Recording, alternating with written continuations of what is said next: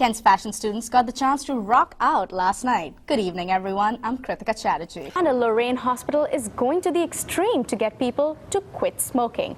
Community health partners announced it will not hire smokers starting September 1st. To get rid of the communist past, which is represented by the color red, the city is getting a makeover in the form of a paint job. And as you can see, the City of Joy is starting to look a little blue. The menus have no prices. Why? Because you pick the price.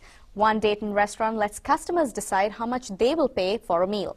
The owner says people aren't going out to eat a lot because of the current economic downturn. And he explains that everyone has a different economic situation, and his restaurant understands. Doctors in Mexico said Andrea Law would not survive, but they didn't know her because today she's proving them all wrong. Going tanning or using a cream such as this one are both associated with very high risks, such as those connected to cancers of the skin. People are aware, but they just don't care. One thing is for certain, the hearts of all the Cleveland Cavaliers fans will be broken if LeBron James decides not to stay in Cleveland.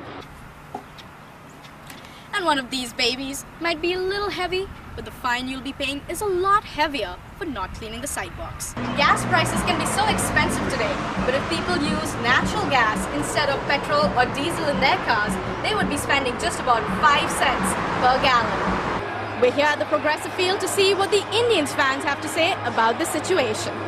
That's right, Jeff. The 37-year-old designer is one of Kent State's own, and he returned back to campus last night. The designer from Seven Hills, Ohio, was a judge on last night's show, and students were excited to see him there. He talked to our reporters and said he was honored to judge the competition. So he had also had words of wisdom for Kent students aspiring to be designers. While students at Kent State protested, those at Virginia Tech came together to remember their fellow students.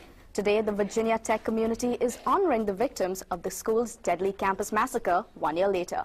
Around 11:10 this morning, reports of a car accident had both Kent paramedics and fire department called to the scene. There are still no answers surrounding the house fire that killed 2 people in Randolph.